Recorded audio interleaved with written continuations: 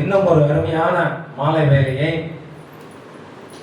இன்னும் ஒரு அருமையான ஓய்வு நாளை நம்ம எல்லாருக்கும் காண செய்த கிருபைக்காக யாவை தேவனுக்கு கோடான கோடி நன்றி. இந்த அருமையான மாலை வேலையிலே, இந்த அருமையான ஓய்வு நாளிலே சகோதர சகோதரிகள் வாலிப பிள்ளைகள் எல்லோரையும் காண்பதற்கு மிக்க மகிழ்ச்சியாக இருக்கிறது.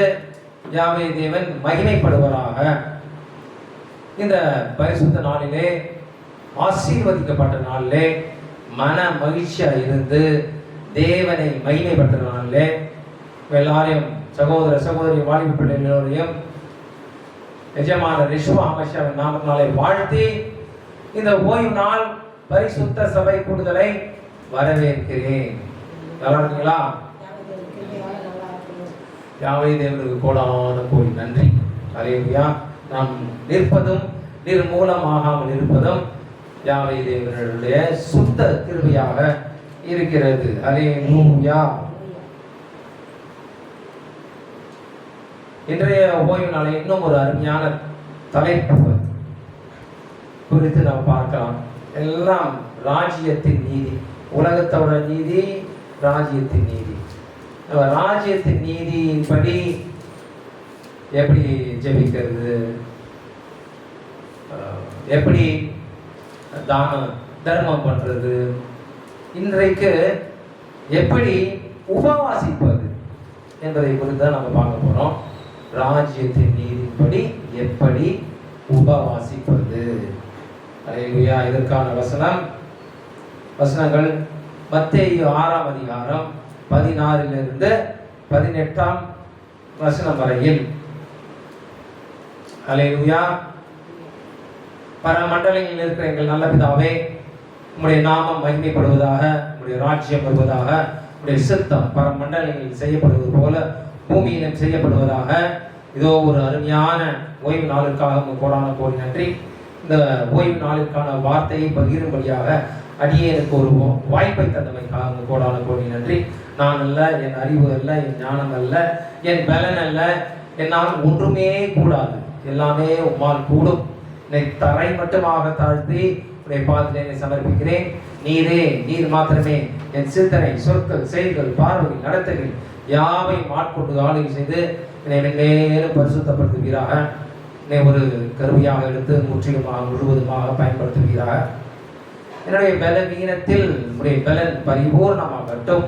உடைய வார்த்தை கேட்கிறவள் மனதிலும் இருதயத்திலும் நன்றாக பதிந்து அவைகள் 30 மடங்காகவும் 60 மடங்காகவும் 100 மடங்காகவும் கிரியை செய்யும்படியாக எச்சமான ரிஷுவா ஆமஷியாவின் நாமத்தால வேண்டிக் கொள்கிறேன் என் அன்புள்ள நல்ல பிதாவே. ஆமென். அல்லேலூயா. ராஜ்யத்தின் நீதியின்படி எப்படி உபவாசிப்பது. The righteous way of fasting. மனிதனின் அங்கீகாரம் மற்றும் சுயநீதியின் பெற்று வெகுமதிகளை வெல்லுவதற்காகவே உபவாசிப்பவர்களுக்கு எதிராக யெஷுவா மசியா எச்சரிக்கிறார். மாறாக அந்தரங்கமாக உபவாசம் இருப்பதன் மூலம் பரலோக பிதாவிடமிருந்து அதிக வெகுமதியை பெற யெஷுவா மசியா தம் சீஷர்களுக்கு ஊக்குவிக்கிறார். கண்டிப்பாக, அதாவது சுய நீதிக்காக உபவாசிப்பது, மற்றவர்கள் பார்க்கும்படி உபவாசிப்பது, அதெல்லாம் மனுஷர்களிடந்து வெற்று வெகுமதியை தான் பெற முடியும். அதாவது தேவனுடைய சிறந்த வெகுமதியை ஒப்பிட்டு பார்க்கும்போது மனுஷனிடம் கிடைக்கிற அந்த வெகுமதி மிகவும் அற்பமாக இருக்கும்.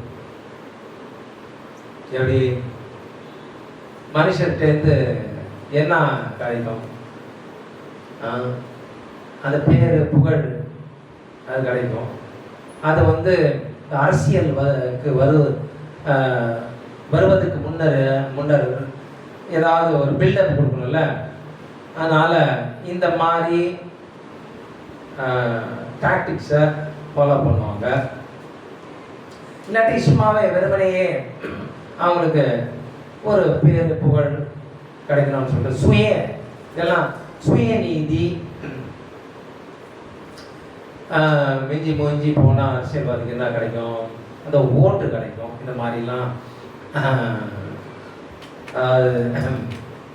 மனுஷர்கள் பார்க்குற படி தர்மம் செய்வது, அந்த உபவாசம் இருப்பது, அதெல்லாம் வந்து மனுஷர்களை திருப்திப்படுத்த முடியும். மனுஷன் சேர்ந்து ஏதாவது அற்பமான வெகுமதி. ஆனால் தேவனுடைய நீதியின்படி உபவாசம் இருக்கும்போது நம்ம என்ன சொல்ல வரோம்னா, மனுஷர்களுக்கு இந்த உலகபூர்வமான அந்தஸ்து, அதிகாரம் கிடைக்கும். அது எவ்வளோ நாளைக்கு? உலகபூர்வமான அந்தஸ்து, அந்த அதிகாரம் எல்லாம் கொஞ்ச நாளைக்கு தான். உயிரோட இருக்கிற வரைக்கும் ஒரு 70 வருஷமா 80 வருஷமா அவ்வளோதான். ஆனால் தேவனுடைய நீதியின்படி உபவாசிக்கும் போது, இல்லை தர்மம் செய்யும் போதோ, தேவனின் எது செய்தாலும் தேவனுடைய நீதி செய்யும் தேவனுடைய நீதியின்படி செய்யும் போது நம்மளுக்கு ஆவிக்குரிய வல்லமை கிடைக்குது, ஆவிக்குரிய அதிகாரம் கிடைக்குது. இதெல்லாம் வந்து என்றென்றும் நித்தியமாக நிலைக்கக்கூடியது. மனுஷத்திற்கு கிடைக்கிறது தற்காலிகம். தேவனிடமிருந்து கிடைப்பதெல்லாம் நிரந்தரம், நித்தியமானது. ஆவிக்குரிய வல்லமை, ஆவிக்குரிய அதிகாரம் இதெல்லாம் நிரந்தரமானது, அது அழிவே அழியாது. ஸோ கம்பேர் பண்ணா மனுஷத்திற்கு கிடைக்கிறது அற்பமானது தானே, வெற்று வெகுமதி தானே. அதற்கு எதிராக யெஷுவா மசியா எச்சரிக்கிறார். நீங்க தேவனுடைய வெகுமதியை பெறுங்க அப்படின்ட்டு. தேவனுடைய எதை செய்தாலும் தேவனுடைய நீதியின்படி செய்து தேவனுடைய வெகுமதியை, நிரந்தர வெகுமதியை பெறுங்கள் என்று எச்சரிக்கிறார். அல்லேலூயா. எப்படி ஜெபிக்க வேண்டும் என்பதற்கான சரியான முன்னோக்கத்தை கொடுத்த பிறகு நம்ம போன ஓய்வு நாளில் எப்படி ஜெபிக்க வேண்டும் என்று பார்த்தோம் இல்லையா? அதோட முன்னோக்கத்தை கொடுத்த பிறகு எப்படி உபவாசம் செய்வது என்று யாவே தேவனிடமிருந்து சிறந்த வெகுமதியை பெறுவது என்பதை குறித்து தொடருகிறார் யெஷுவா மசியா.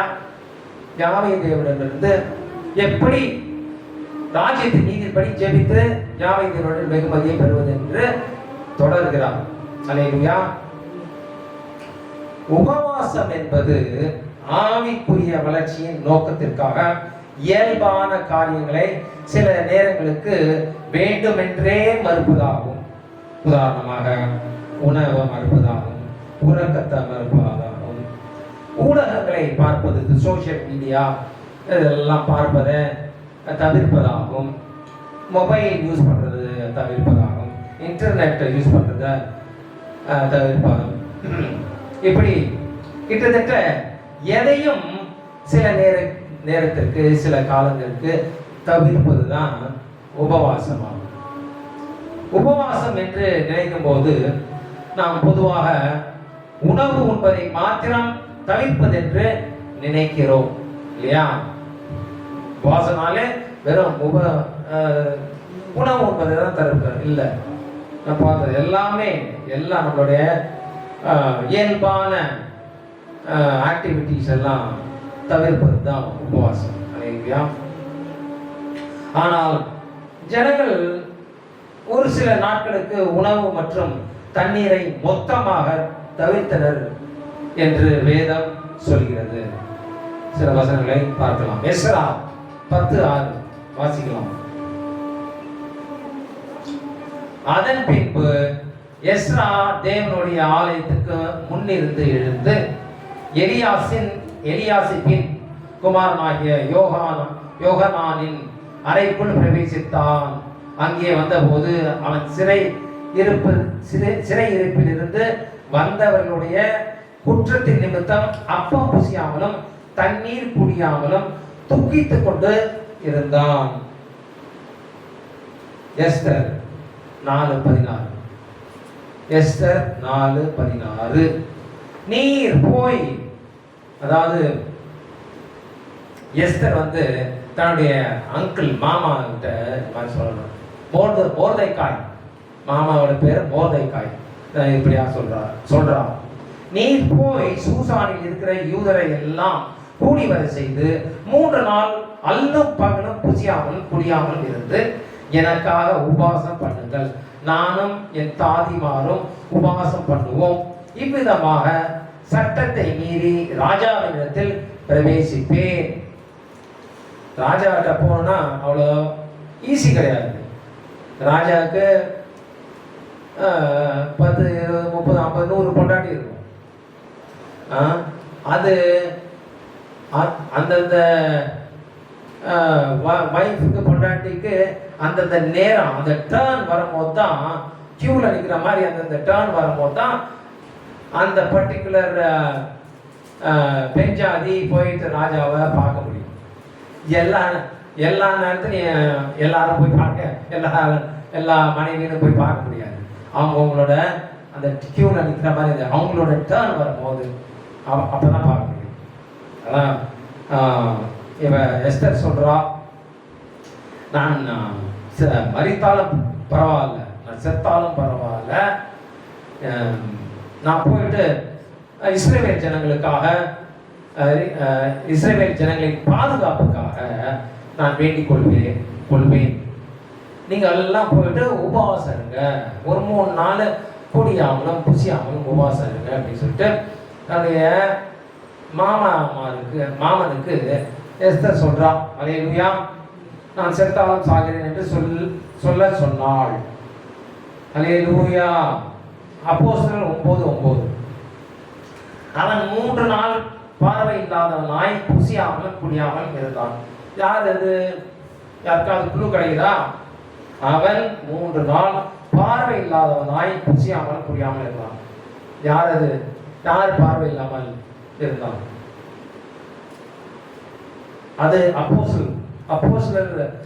நான் மெயினா அது யார், எந்த கேரக்டர் பத்தி பேசப்படுகிறது? அப்போஸ்தலர் பவுல். அப்போஸ்தலர் பவுல் தான். சவுலா இருந்தவர் பவுலா. அதாவது தமஸ்குக்கு போகும்போது அதாவது இஸ்ரவேல் ஜனங்களை துன்புறுத்துக்கிறதுக்கு போறார். போற வழியில யெஷுவா மசியா குதிரையில போறாரு.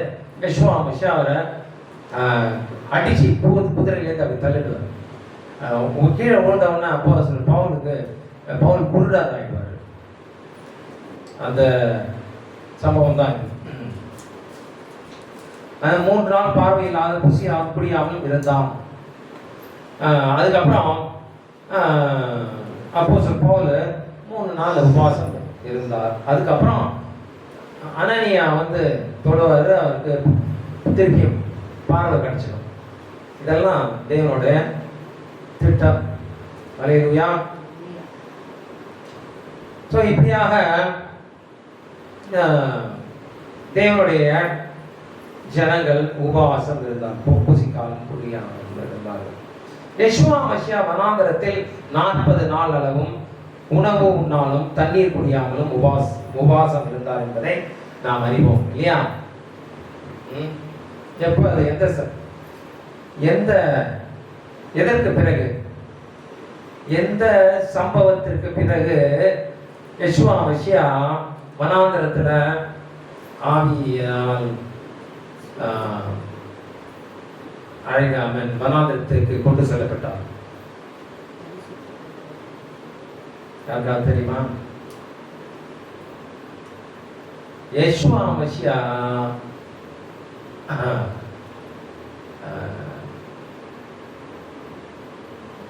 ஞானஸ்நானம் எடுத்த பிறகு யோவான் ஞானஸ்நானகன்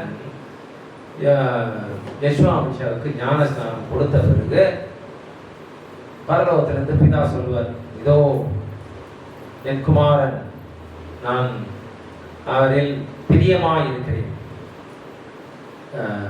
பிதா வந்து எந்த ஒரு டைமும் குமாரனை ஒருமையில் பேசவே இல்லை. அது எப்போதும் மரியாதை தான் பேசணும். பேசினார். அல்லேலூயா. அதன் பிறகு உடனே ஆவிய வனாந்திரத்துக்கு கொண்டு செல்லப்பட்டார். அதில் அவர் ஊழியத்திற்கு தயார்படுத்த அவருக்கு டெஸ்ட் பரீட்சை செய்யப்பட்டது. 40 நாள் குடியாமலும் புசியாமலும் சாத்தானால் சோதிக்கப்பட்டார். 3 முறை சோதிக்கப்பட்டார். அதான் தெரியும், அதெல்லாம் தெரியும்ல. அல்லேலூயா. மத்தேயு 4:2 இருக்குல்ல, அவர் இரவும் பகலும் 40 நாள் உபவாசம் இருந்த பின்பு அவருக்கு பசி உண்டாயிற்று. அல்லேலூயா. அந்த பசி உண்டான பிறகு அப்போ வந்து சாத்தான் டெம்ப்ட் பண்ணுவான்.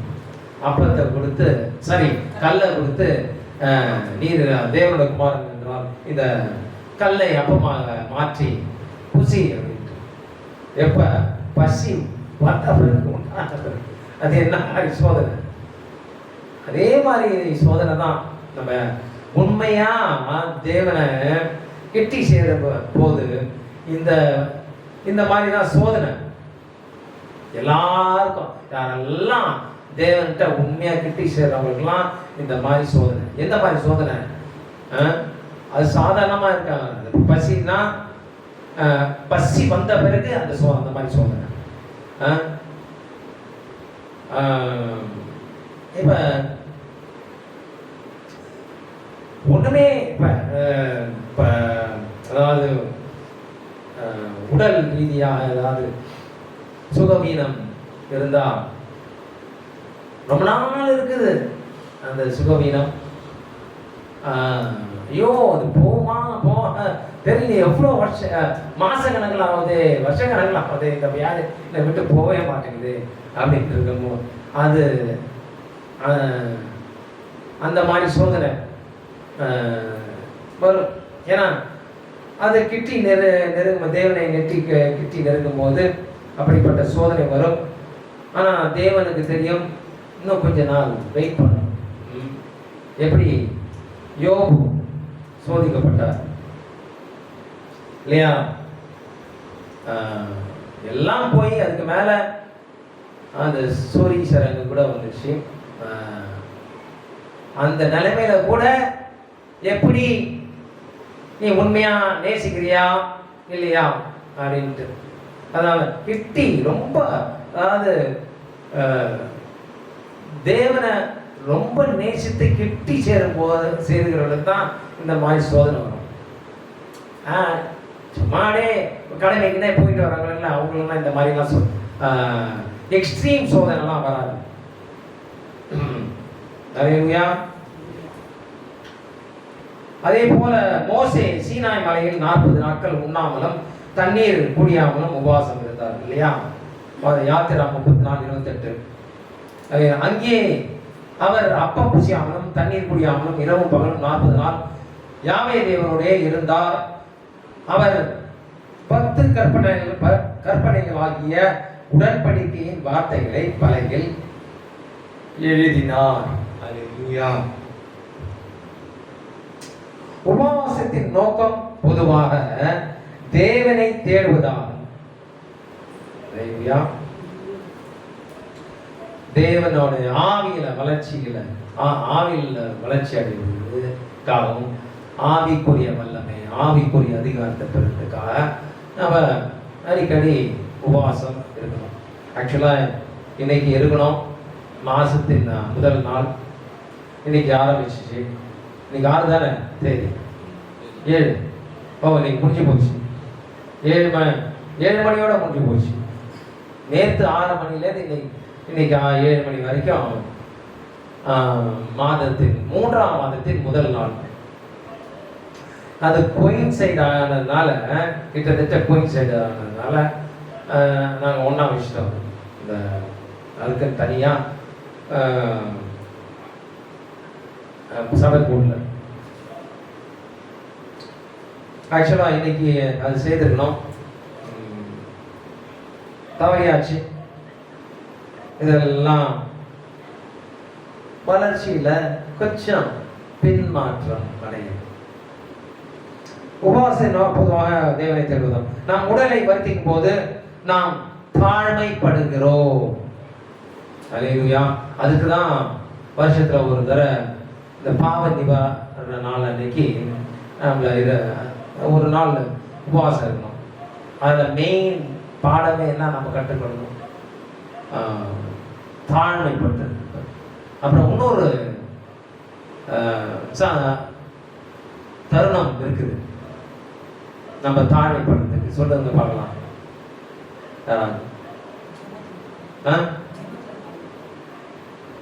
தருணம், ஒரு அக்கேஷன், இன்னொரு அக்கேஷன் நம்ம தாழ்மைப்படுறதுக்கு. ஒரு அக்கேஷன் பாவ நிவர்த்தி நாள் என்று, இன்னொரு அக்கேஷன் தருணம். வருஷத்துல ரெண்டு முறை அந்த காது கேட்க.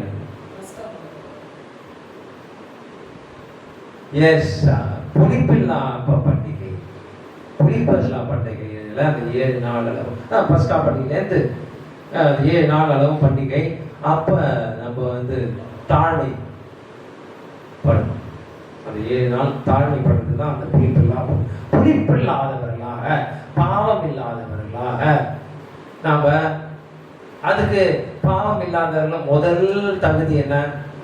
நம்ம தாழ்மைப்பட்டாதான் மற்ற எல்லா காரியங்களும் கூடி வரும். அந்த தாழ்மை முதல்ல, அந்த தாழ்மை இல்லைன்னா ஒன்றுமே அதுக்கப்புறம் வளர்ச்சியே இருக்காது. முதலாவது தாழ்மை.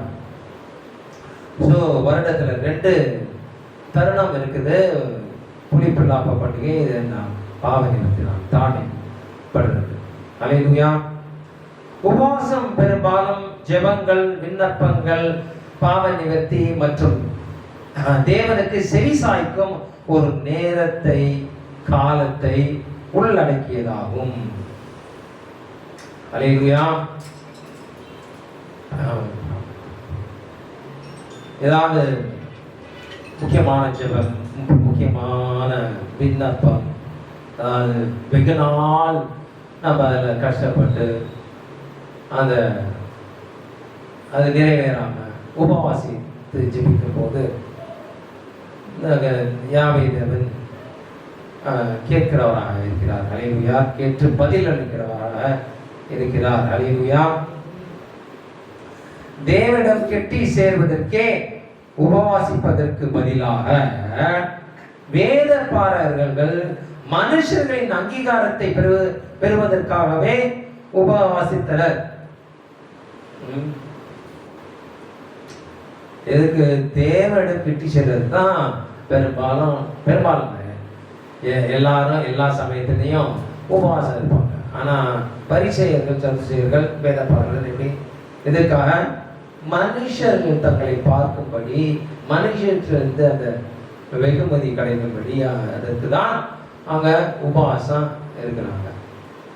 அவர்கள் மற்ற மனுஷர்கள் என்ன நினைக்கிறார்கள் என்பதில் அதிக அக்கறை கொண்டு இருந்தார்கள். அதற்காகவே உபவாசம் நம்மள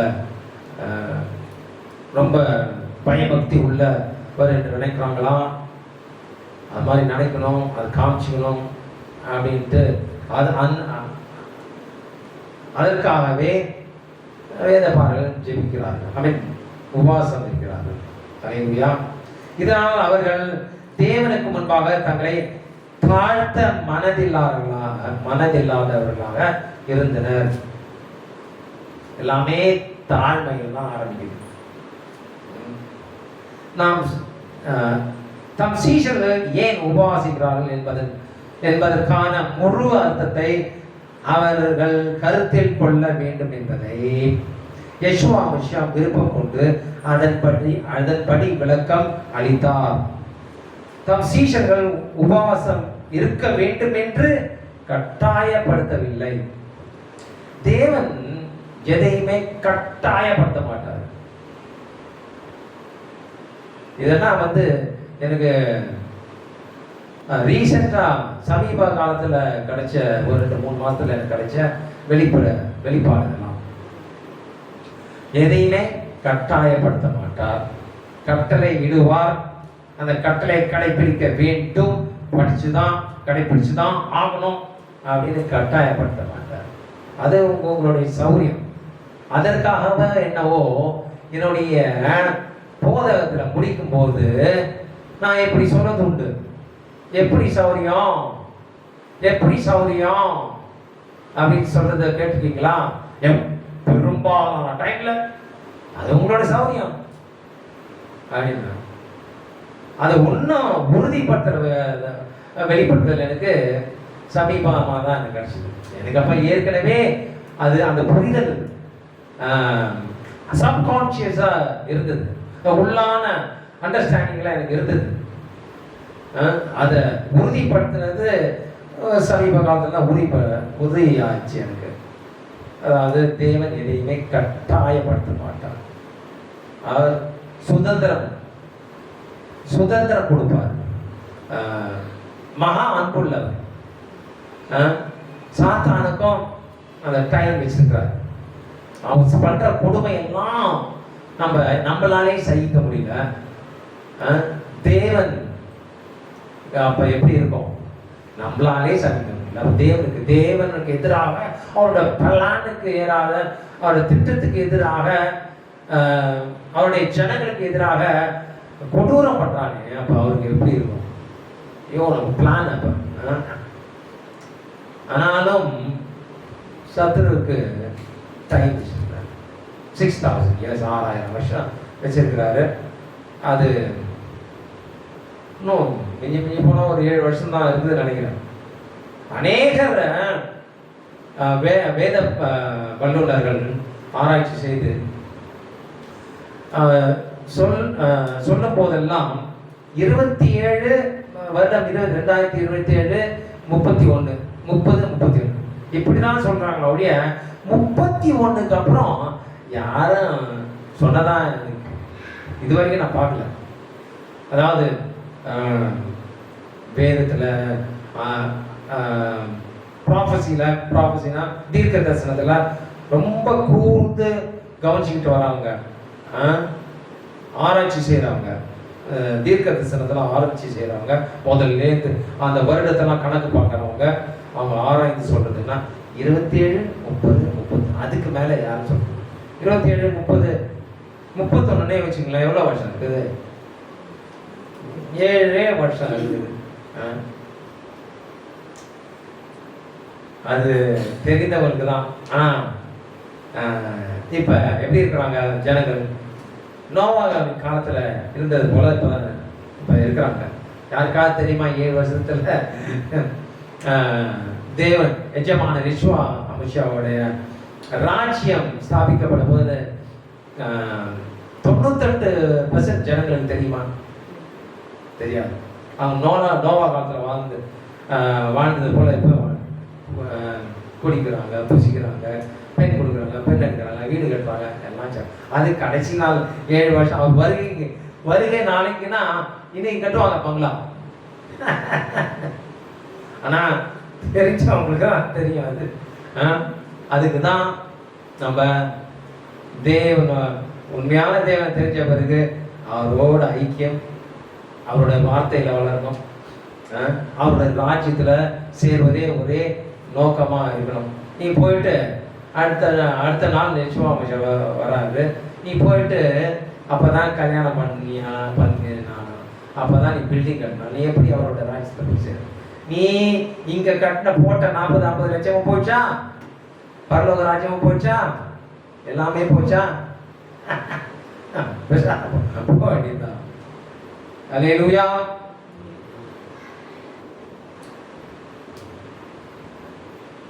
ஆனால் தம் சீஷர்கள் உபவாசிக்கும் போதெல்லாம் தம்முடைய அறிவுரைகளின்படி உபவாசிப்பதே யெஷுவா மசியா விரும்பினார். கட்டாயப்படுத்தவில்லை. ஆனால் உபவாசம் பண்ணும் போதெல்லாம் யெஷுவா மசியாவின் முறையின், அவர் சொல்லிக் கொடுத்த முறையின்படி செய்யணுன்ற அவரோட விருப்பம் எஜமான யெஷுவா மசியாவுடைய விருப்பமாக இருந்தது. அல்லேலூயா. மாயக்காரர்களைப் போல நீங்கள் உபவாசித்தால் மனுஷர்களின் வெகுமதியை தான் பெறுவீர்கள் என்றும், அந்தரங்கமாக உபவாசிக்கும் போதோ தேவனுடைய அங்கீகாரத்தையும் வெகுமதியையும் பெறுவீர்கள் என்று யெஷுவா மசியா உறுதிப்படுத்தினார், உறுதியளித்தார். அல்லேலூயா. சிறந்த வெகுமதியை தேர்ந்தெடுக்கும்படி யெஷுவா மசியா தம் சீஷர்களை ஊக்குவித்தார். மக்களை இணங்க செய்யும் வல்லமை யெஷுவா மசியாவுக்கு இருந்தாலும் அவரால் அவருடைய பராக்கிரமத்தினால அவர் நீ இப்படிதான் செய்தாகணும்னு சொல்லிட்டு செய்ய முடியாதா? அவர் நினைச்சிருந்தா ஏவால அந்த பழத்தை சாப்பிடாதபடி நிறுத்திருக்க முடியும், இணங்க செய்ய முடியும். இணங்க செய்யும் வல்லமை யாவே தேவனுக்கு யெஷுவா மசியாவுக்கு இருக்கிறது. இருந்தாலும் அவர் தம்முடைய கட்டளையை திணிக்கவும் இல்லை, கட்டாயப்படுத்தவும் இல்லை. அல்லேலூயா. திணிச்சா கட்டாயப்படுத்தினா அந்த அன்புல ஒரு உண்மையே இருக்காது, அந்த அன்புக்கு மதிப்பே இருக்காது. கட்டாயப்படுத்தி அன்பு செய்தால் எப்படி இருக்கும்? கட்டாயப்படுத்தி காசு கொடுத்து காலில் உழ வச்சா, காலில் உழும்போதே அசிங்கமாக திட்டிகிட்டே விடுவாங்களா இல்லையா? அதுக்கப்புறம் வேற கட்சியில் போனால் இன்னும் அசிங்கமாக திட்டுவாங்க, அந்த கட்சியை விட்டு வேற கட்சியில் போகும். இதை கொடுத்த காசுக்கு இருந்தாலும் காலில் கீழே விழுந்தானே, அப்புறம் என்ன? அன்பு இருக்குதா? கட்டாயப்படுத்தி ஒருத்தர் அன்பு செய்யவோ மரியாதை கொடுக்கவோ செய்தால் அது என்ன? அதில் ஒரு எல்லளவும் உண்மை இருக்காது. தேவன் எவ்வளோ ஞானமானவர், ட்ரில்லியன் டைம்ஸ் அவருக்கு ஞானம் இருக்கு. ஃப்ரீ வில்லை கொடுத்தா யார் அன்பு செய்கிறா? என்ன நீ அன்பு செய்யறியா? நான் ரொம்ப அன்பு செய்கிறேன் பிதாவே, ரொம்ப அன்பு செய்கிறேன் நிஜமானதே. அப்ப மேலும் சரி, உன்னால எவ்வளவு தாங்க முடியும்? யோபு அப்படி அன்பு செய்யறது, அப்ப உன்னால எவ்வளவு தாங்க முடியும்? எல்லாத்தையும் அழிச்சு, ஆடு மாடு பிள்ளைகள் முதல் கொண்டு எல்லாத்தையும் அழிச்சு உடல்லையும் சோழின் சரங்க கொடுத்தா எப்படி இருக்கும்? அவருக்கு தேவனுக்கு தெரியும், அந்த அளவு கூட அவரால் தாங்க முடியும்னு சொல்லிட்டு கொண்டு போனாங்க. ஆனால் அதுக்கப்புறம் எல்லாத்தையும் டபுள் போர்ஷனாக ஆக்கிட்டாரு. அதுக்கப்புறம் யோபு இன்னும் ஒரு 140 வருஷம் வாழ்ந்தார். அது எக்ஸாக்டாக தெரியல எத்தனை வருஷம் வாழ்ந்தாங்க, இன்னும் வாழ்ந்தார்.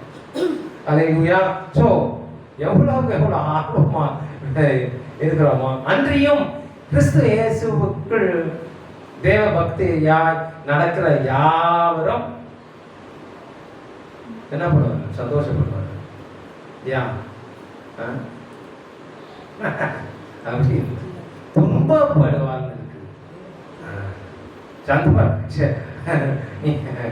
இப்பதான் நான் பார்த்தேன் ஒரு வீடியோ, கொஞ்ச நேரத்துக்கு முன்னாடி, ஒரு 2-3 மணி நேரத்துக்கு முன்னாடி ஒரு வீடியோ பார்த்தேன். பெர்க்மான்ஸ் அவர் ஃபாதர்ன்றாங்க.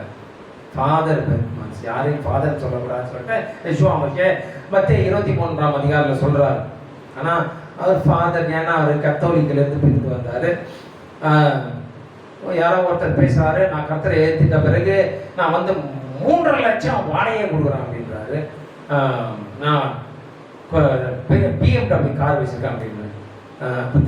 இவர் கேட்பார், எப்போ அது ஏசு கிறிஸ்து ஏற்றின பிறகு தானே அப்படின்னு சொல்லிட்டு இவர் உக்காந்துட்டு, யாரு பெர்க்மான்ஸ் அவர் உக்காந்துட்டு கேட்பார், எப்போ ஏசு கிறிஸ்து ஏற்றின பிறகு தான்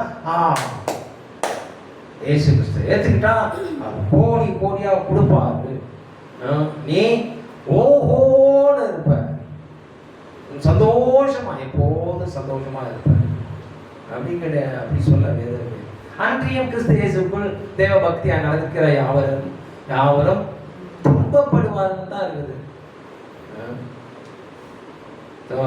அதுக்கு இதை உங்க கலாய்க்கிறாங்க இந்த ஜெஸ்பின்லாம். அவர் ஃபாதர் பெருப்பான்னு சொல்லாத, பாவாட பாதிரியான்னு சொல்லு அப்படின்னு சொல்றாங்க. கரெக்ட் தான். ஏன்னா தகவலா வேதத்துக்கு புறம்பா போதிச்சா பாவம், அதுல ராஜ்யத்துக்கு நேராக வழி நடத்தப்படாமல் பாதாளத்துக்கு நேராக வழி நடத்துறாங்க. அவங்க டெய்லி அந்த இதை கொடுத்து, அந்த நம்பிக்கையை கொடுத்து, கட்சியில் அவங்க இருந்த நிலைமையிலேருந்து பின்னோக்கி தான் போயிட்டு இருக்காங்க. கொஞ்சம் ஒரு படி மேலே ஏறினதா யாருமே இல்லை.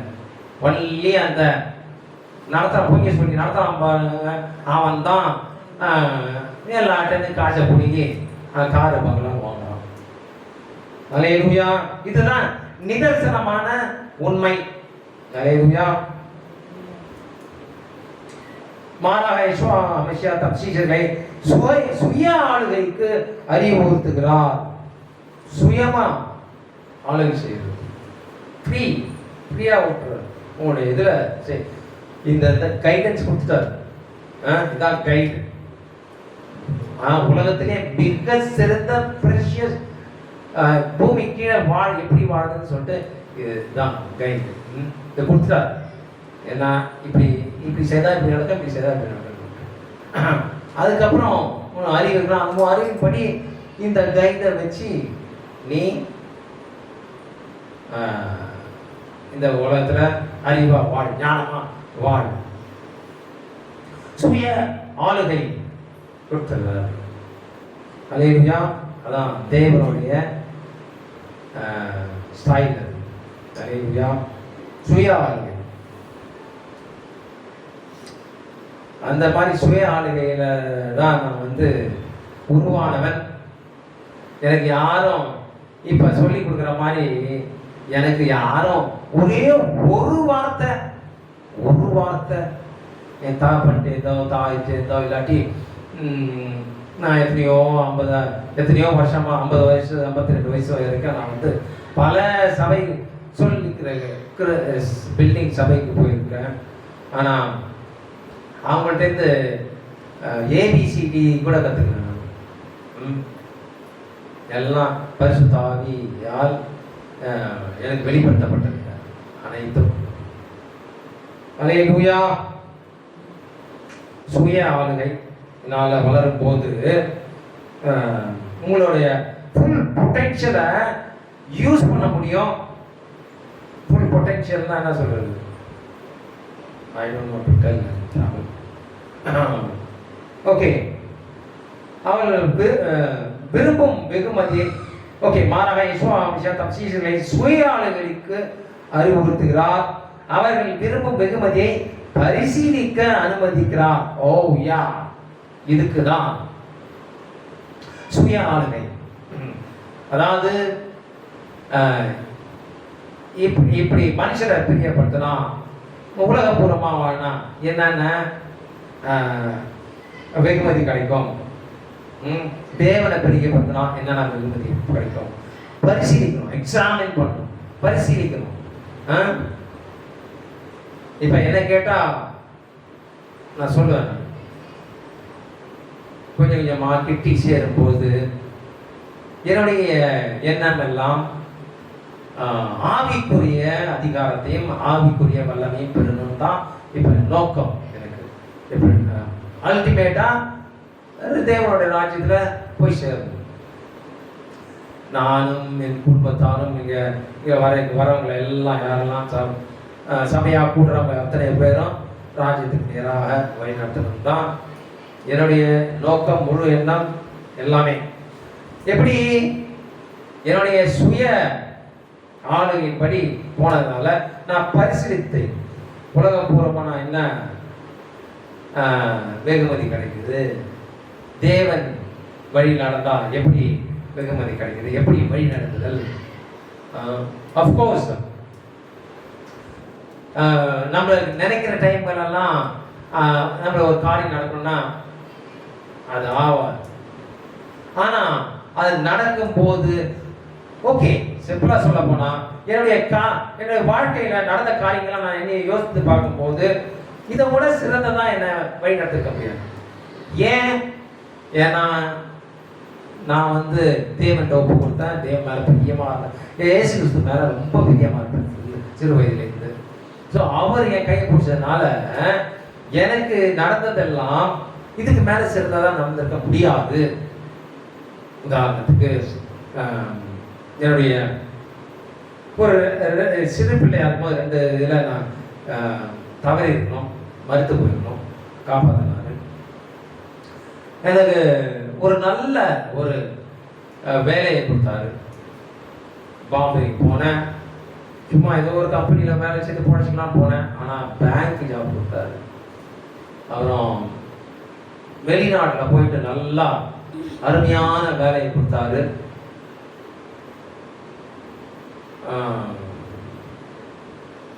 அல்டிமேட்டா என்ன ராஜ்யத்துக்கு நேராக அப்படியே ராஜ்யத்துக்கு நேராக இப்ப வழி நடத்துறாரு. அதுதான் அல்டிமேட். ஸோ இதை விட சிறந்ததா இருக்க முடியுமா? ராஜ்யத்துக்கு நேராக ஒருத்தர் நடத்துறது தான் அது சிறந்தது. அதை விட சிறந்தது வேற எதுவுமே இல்லை. அந்த வழியில ஒருத்தர் நடத்தப்படுறாருன்னா வாவ் மை குட்னஸ், அது உணர்ந்தாதான் தெரியும், அதை எக்ஸ்பீரியன்ஸ் பண்ணாதான் தெரியும், அனுபவிச்சாதான் தெரியும். அந்த அனுபவம் சொல்ல முடியாது. ஏன்னா அதுதான் அல்டிமேட், அதுதான் பொக்கிஷம். அதை விட பொக்கிஷம் வேற எதுவும் கிடையாது.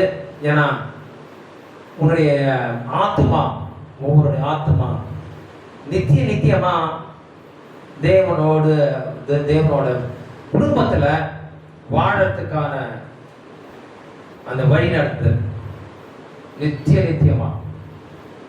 சும்மா அரசியல்வாதிகள் ஒரு 3 வருஷமோ 5 வருஷமோ இல்லை, நித்தியமா ராஜாக்களாகவும் லேவியராகவும் வழி நடத்தப்படுறது. அது எவ்வளவு பெரிய பொக்கிஷம்.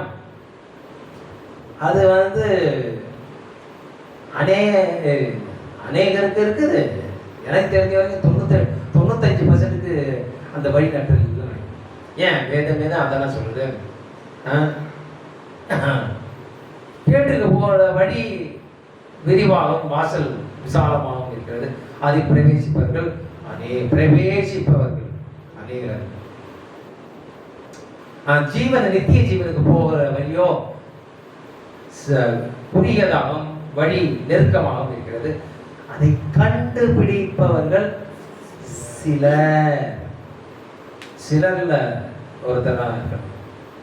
சிலர் தான் நித்திய ஜீவனுக்கு போற வழியில நடத்தப்படுறாங்க. அந்த பாக்கியம் எனக்கு கிடைச்சிருக்குன்னா, அப்ப இதை விட ஒரு சிறந்த வெகுமதி என்ன? பரிசீலனை பண்ணி, இதுக்குதான் பரிசீலனைக்கப்படுற உங்களோட சுய ஆளுகைக்கு விட்டு பரிசீலனை பண்ணாதானே தெரியும் நீ எப்படிப்பட்டவனா இருக்கிற. நீ வந்து அதாவது வேர்க்கடலைக்கு ஆசைப்படுறியா, இல்லாட்டி விலையேறப்பட்ட பொக்கிஷத்துக்கு ஆசைப்படுறியா? எல்லாத்துக்கும் வழி கொடுத்துட்ட, கட்டாயப்படுத்த மாட்டேன். வேர்க்கடலையே வேணுமா சாப்பிடு. 70-80 வயசு வரைக்கும் வேர்க்கடலை சாப்பிட்டு போ. பொக்கிஷம் வேணுமா அது தகுந்த மாதிரி உன்னுடைய சுய ஆளுகையை யூஸ் பண்ணி தெரிஞ்சுக்கோ. அல்லேலூயா, அல்லேலூயா. யெஷுவா மசியா தம் சீஷர்களுக்கு உபவாசிப்பதாக பாசாங்கு செய்யும் வேத பாரர்கள் தாங்கள் உபவாசிப்பதால் பரிதாபமாக இருப்பதை போல் இருக்காதீர்கள் என்று அறிவுறுத்தினார். இந்த வேத பாரர்கள் பரிசைகள்லாம் உபவாசிக்கும் போது அப்படியே மூஞ்ச சோகமா வச்சுக்கிட்டு நான் உபவாசிக்கிறேன் அப்படின்னு காமிச்சுப்பாங்க. தலையில என்னெல்லாம் வைக்காம நான் உபவாசிக்கிறேன் அப்படின்னு காமி. அந்த மாதிரி நீ இருக்காத. அந்த பாசாங்கு எல்லாம் பண்ணாத, ஹிப்போக்ரட் மாதிரி இருக்காத அப்படின்னு சொல்லிட்டு எச்சரிக்கிறார். அல்லேலூயா. அவர்கள் தங்கள் உண்மையான ரூபத்தை மறைத்து ஆவிக்குரிய வாழ்வில் தேறினவர்களாகவும் அதற்காகவே அவர்கள் உபவாசிப்பதாக மனுஷர்களால் கவனிக்கப்படுவதற்காகவும் மட்டுமே அவர்களின் நோக்கமாக இருக்கிறது என்று யெஷுவா மசியா அவர்களின் தோற்றத்தை ஒரு கேலியான முரண்பாட்டுடன் இங்கே குறிப்பிடுகிறார். அதை வாசிக்கலாம். என்ன கேலி பண்ணுவான்னு சொல்லிட்டு மாயக்காரே அப்படின்றது அது வாசிக்கலாம். யெஷுவா மசியா தனிப்பட்ட முறையில் தம் சீஷர்களுக்கு இப்படியாக, மெய்யாகவே நான் உங்களுக்கு சொல்கிறேன், இப்படிப்பட்ட மாயக்காரர்கள் தங்கள் வெகுமதியை ஏற்கனவே முழுமையாக பெற்றிருக்கிறார்கள் என்று எச்சரித்தார். அல்லேலூயா. மனுஷன் என்ற வெகுமதி அது தற்காலிகம், அற்பம். அவர்களின் வெகுமதி மனுஷனிடமிருந்து வரும். எனவே தேவன் வழங்கும் வெகுமதியுடன் ஒப்பிடும் போது அது அற்பமானதாக இருக்கும் என்று தெளிவுபடுத்தினார். வாசிக்கலாம். அல்லேலூயா. மத்தேயு 6:16. அல்லேலூயா. வாசிக்கலாம். மத்தேயு 6:16. அல்லேலூயா. அல்லேலூயா.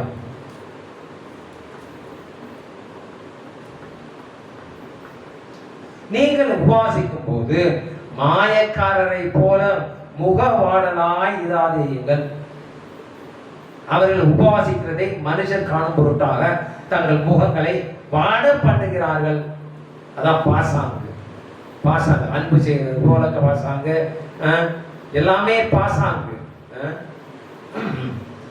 அவர்கள் தங்கள் பலனை அடைந்து தீர்ந்ததென்று மெய்யாகவே உங்களுக்கு சொல்கிறேன். இஸ்லாமியர்கள் அந்த 30 நாள்ல உபவாசம் இருப்பாங்க பாரு. அப்படியே அப்பா கிட்ட நெருங்க முடியாது. அவங்க அந்த உபவாசம் நெருக்கும் போது வெறியா இருப்பாங்க. வெறியா இருப்பாங்க. அதே சூரியன் மறைஞ்சிட்டா போதும், சூரியன் மறைஞ்சிருந்து அடுத்த நாள் சூரியன் உதிக்கிற வரைக்கும் சாப்பிட்டுக்கிட்டே இருப்பாங்க. இன்னும் சொல்ல போனா இந்த உபவாசம் என்ற பேர்ல வருஷத்துல உபவாசம் வருதுல்ல, அப்பதான் நல்லா சாப்பிட்டு அது வீட்டை போய் பார்த்தாங்கன்னா ஒரு 20 கிலோ ஏறி இருப்பாங்க. அதான் அவங்களுடைய உபவாசம். இதெல்லாம் தெரிஞ்சுதான்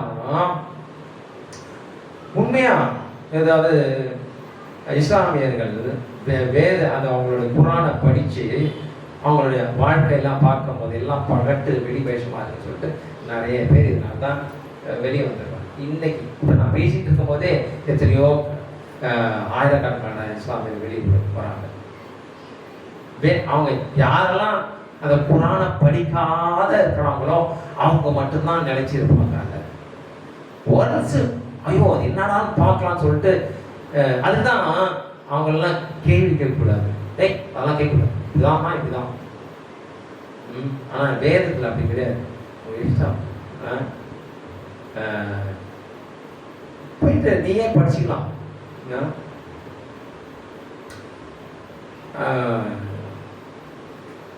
அதனால படிக்கிறதுக்கு அறிவு இருந்தா போதும். அவங்க படிக்க ஆரம்பிச்சாங்கன்னா, உண்மை தேட ஆரம்பிச்சாங்கன்னா அடுத்த நிமிஷமே வெளியே வந்துடுவாங்க.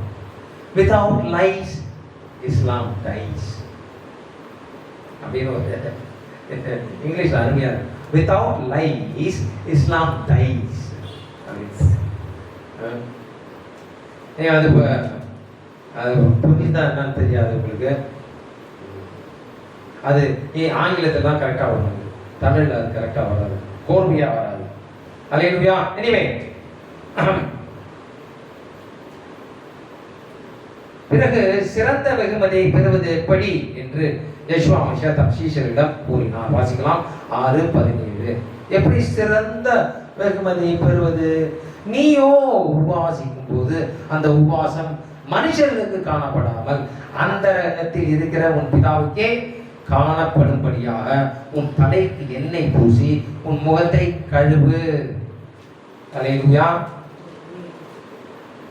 அதாவது இன்னும் தெளிவாக, நீங்கள் உபாசிக்கும் போது உங்கள் வார்த்தைகளிலாவது வெளிப்பாடுகளிலாவது அல்லது வேற எந்த வழிகளிலாவது உங்களை சுற்றியுள்ள யாருக்காவது நீங்கள் உபாசிக்கிறீர்கள் என்று தாரை தப்பட்டை ஒளிபரப்பு செய்யாதிருங்கள்.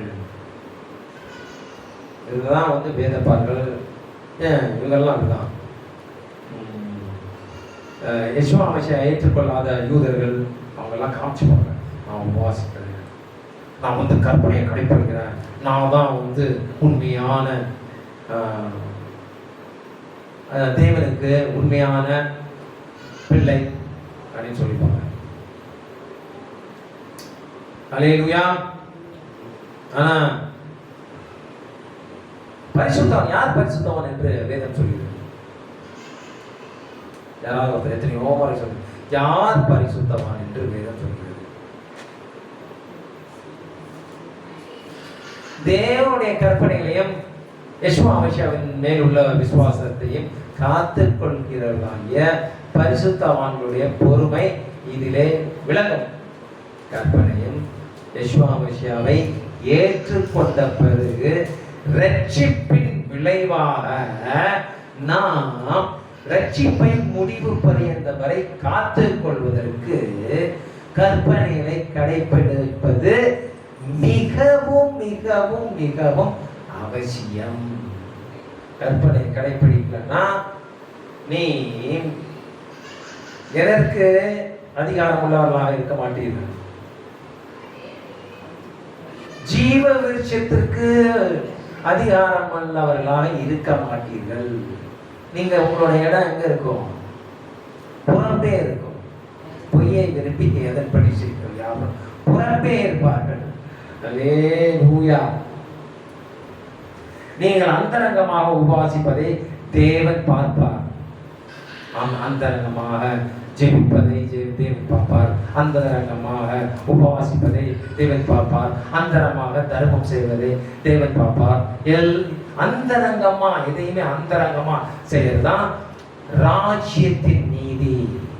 உலகத்தின் நீதியோ எல்லாரும் பார்க்கணும். 10-20 கேமரா இருக்கணும். இது கொடுத்துருங்களா, அது கொடுத்துருங்களா, அது காமிக்கணும். இதெல்லாம் பாருங்க, இது கொடுக்குறாங்க. இது உலகத்தின் நீதி. தேவனுடைய நீதி எல்லாமே அந்தரங்கமா இருக்கு. அல்லேலூயா. எதை செய்தாலும் அந்தரங்கமா செய்யும்போது அந்தரங்கத்துல பார்க்கிற தேவன் நம்மளுக்கு அந்தரங்கமாக வெகுமதி அளிப்பார். நீங்கள் அந்தரங்கமாக உபாசிப்பதை தேவன் பார்ப்பார். அதற்கான சிறந்த வெகுமதியை கண்டிப்பாக அளிப்பார். சிறந்த வெகுமதினா உடனே எனக்கு நல்ல பங்களா கொடுத்துருவாரு, காரு கொடுத்துருவாரு, எனக்கு கோடீஸ்வரன் ஆக்கிடுவாரு. இல்லை, உங்களுக்கு தேவையானது கொடுப்பாரு. ஆனா இந்த உலகத்தையே கொடுத்தாலும் ஆத்மா ஈடு இணை இல்லாத கொடுப்பாரு. உலகத்தானுக்கு எது பெரிய வெகுமதி? அவனுக்கு இந்த உலகம்தான் பெரிய காசு, பங்களா, காரு, அதை சொல்லியேதான் அத்தனை போதகர்ல பாவம் சொல்லக்கூடாது. அதுங்களுக்கு அறிவு எங்க போச்சு? அறிவு இருக்க வேணாம், வேதத்தை வாசிக்க வேணாவா? வேதத்துல கொடுத்துருக்காருல்ல, வாசிக்க வேணாம். என்ன அவங்களெல்லாம் ஏன் ஒரு வகையில தேவனே கட்டாயப்படுத்துற. ஆனா இந்த பயலுங்க என்ன பண்றாங்க? கட்டாயப்படுத்துறாங்க.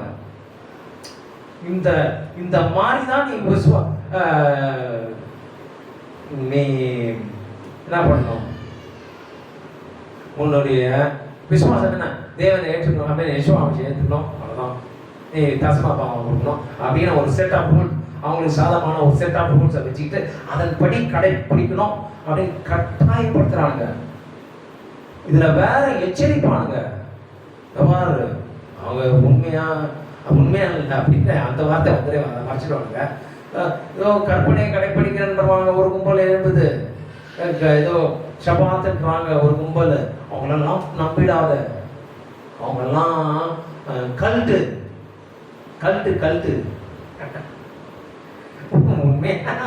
ஆக்சுவலாக பார்த்தா அவங்க தான் கழுத்து. உண்மையாக கடைபிடிக்கிறாங்க கழுத்து சொல்லுவோம். அப்போ கட்டாயப்படுத்துறாங்களா இல்லையா? கட்டாயப்படுத்துறாங்கல்ல. கட்டாயப்படுத்தி அவங்க பாதாளத்தில் இறக்குறாங்க. அவங்களும் போகிறதில்ல, அங்கே போகிறவங்களையும் போக விடுறது. அதான் அற்பமான வெகுமதி. காடு பார்க்கலாம், ரிச்சஸ் எல்லாம் அற்பமான வெகுமதி. ஆத்மாவை நித்தியமாக காத்துக்கொள்வது தான் சிறந்த வெகுமதி. அது தேவனால் மட்டும்தான் வருது. உடலை அழிக்கிறவனுக்கு பயப்படாதீங்க, உடலையும் ஆத்மாவையும் சேர்த்து அழிக்கிறவருக்கே பயப்படுங்கள். ஆத்மா உடலை அழிக்கிறதுக்கு சாத்தான் ஆனது முடியும். ஆனால் ஆத்மா அழிக்கிறதுக்கு அவன் நம்ம ஒப்பு கொடுத்தா மட்டும்தான் அழிச்சிடுவோம். நம்ம ஒப்பு கொடுக்காம நம்ம ரெசிஸ்ட் பண்ணா ஓடியே போயிடும். நீ எதை கொடுத்தாதான், நீ சம்மதித்தால்தான் உன்னுடைய 10 கற்பனைகள் மீறினால் மட்டுமே சாத்தா முடியும். இவன் நம்மளுக்கு ஏற்ற ஆளு, போட்டு தள்ளிடலாம் அப்படின்னு சொல்லிட்டு ஸ்டீல் கில் அண்ட் டிஸ்ட்ராய், திருடம் கொல்லம் அழிக்கவும் வருகிறான் என்று வேறொன்றுக்கும் வரான். எஜமான் யெகோவா நித்திய ஜீவனை அழிக்க வந்தார். இது தெரிஞ்சவங்களுக்கு, நல்லா தெரிஞ்சவங்களுக்கு கூட புரிய மாட்டேங்குது. ஒப்பு கொடுத்துடுற. அப்ப அவன் திருடுவான், கொல்லுவான், கடைசியா ஆத்மாவை அழிச்சு போடுவான். அதான் அவனுடைய கொடுக்கப்பட்ட நாள் அளவும் அதை விடாத 24/7 365 days செய்துக்கிட்டே இருப்பான். அல்லேலூயா. அதற்கான சிறந்த வெகுமதியை கண்டிப்பாக அளிப்பார். வாசிக்கலாம் மத்தேயு 6:18. அப்பொழுது அந்தரங்கத்தில் பார்க்கிற உன் பிதா உனக்கு வெளியரங்கமாக பலனளிப்பார். பலனளிப்பார்ன்றோன்னா அந்த பலனை என்ன ஆக்கிடுறானுங்க? மெட்டீரியல் பலன் ஆக்கிடுறாங்க, பொருள் பலன் ஆக்கிடுறாங்க, பொருள் வெகுமதி ஆக்கிடுறாங்க. ஆவிக்குரிய அதிகாரம், ஆவிக்குரிய வல்லமை, நித்திய ஜீவன், அதுதான் சிறந்த வெகுமதி. அது குறித்த ஒரு குழுவும் பெரும்பாலான கிறிஸ்தவருக்கு கிடையவே கிடையாது. அவங்க எப்படி பொய்யா போதிச்சிடுறாங்க? நீ கவலைப்படாத, நீ இறந்தவொன்னே நேரம் விஸ்வாங்க ஏசு கிறிஸ்துவ போய் கை தூக்கிடலாம், அவர்கிட்ட போய் ஜாலியாக விளாடுவாங்க. பசங்கள்லாம் தண்ணியெல்லாம் அப்படி தெளித்து விளாடுவாங்க, அதெல்லாம் பார்த்து ரசிக்கலாம். நீங்கள் அதான சொல்கிறாரு யாரு? சாது சுந்தர் செல்வராஜ். அங்கே மேலே போனாங்க பரலோகத்துக்கு. அப்போ ஏசு கிறிஸ்து அப்படி ஒன்றும் ஸ்ட்ரிக்டானவெல்லாம் இல்லை.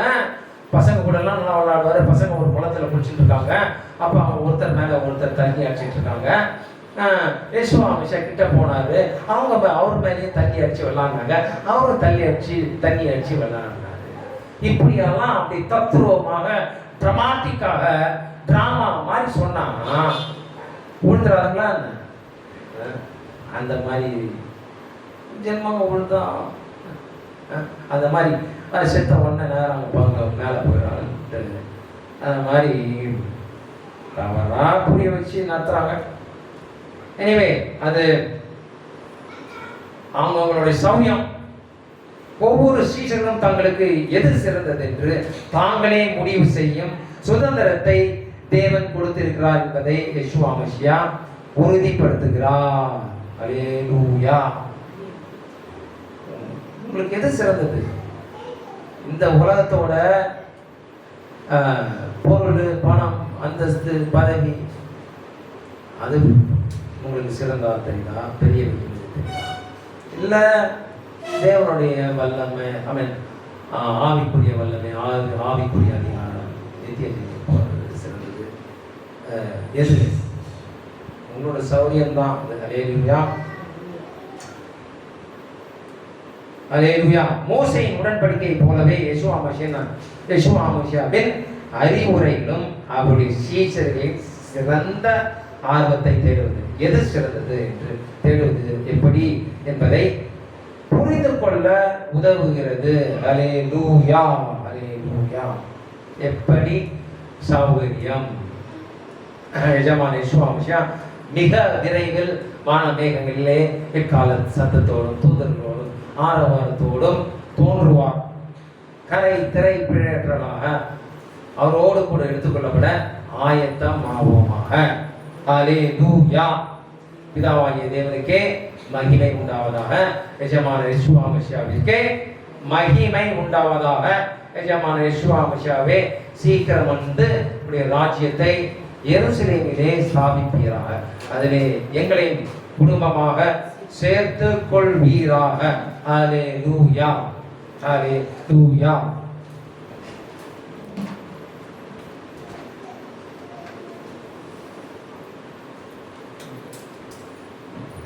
அல்லேலூயா. தேவனுக்கு மகிமை உண்டாவதாக. நம்மளை மூடி பரலோகத்தின் பிதாவாகிய தேவனே, உங்களுடைய வார்த்தைகளுக்காக நன்றி செலுத்துகிறோம். இந்த வார்த்தை கேட்டிருக்கிற நாங்கள் அதன்படி செய்ய ஞானத்தை தந்து வழி நடத்துங்க. உலகத்தின் உள்ளவைகளை வெறுத்து உண்மை பற்றி கொண்டிருக்க உதவி செய்யுங்க. மாயக்காரரை போல இல்லாமல் உமக்காக ஓடுகிறவர்களாக, உம்முடைய உண்மை உத்தமமான ஊழியக்காரர்களாக இருக்க எங்களை வழிநடத்தும்படியாக தாழ்த்தி உடைய சமூகத்தில் ஒப்புக் கொடுக்கிறோம்.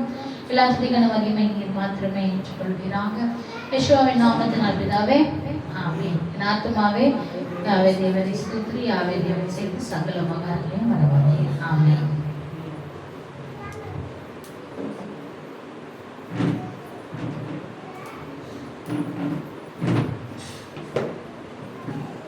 அடோனை உங்கள் எல்லோரையும் ஆசீர்வதித்து உங்கள் எல்லோரையும் காக்க கடவர். அடோனை தன்னுடைய முகத்தை உங்கள் எல்லோரும் மேலும் பிரகாசிக்க செய்து உங்கள் எல்லோருக்கும் கிருபையாக இருக்க கடவர். அடோனை தம்முடைய முகத்தை உங்கள் எல்லோரும் மேலும் பிரசன்னமாக்கி உங்கள் எல்லோருக்கும் சமாதானம் கட்டளையிட கடவர். எல்லாருக்கும் முன்னொரு முறை ஓய்வு நாள் சமாதானம். ஷபாத் ஷலோம்.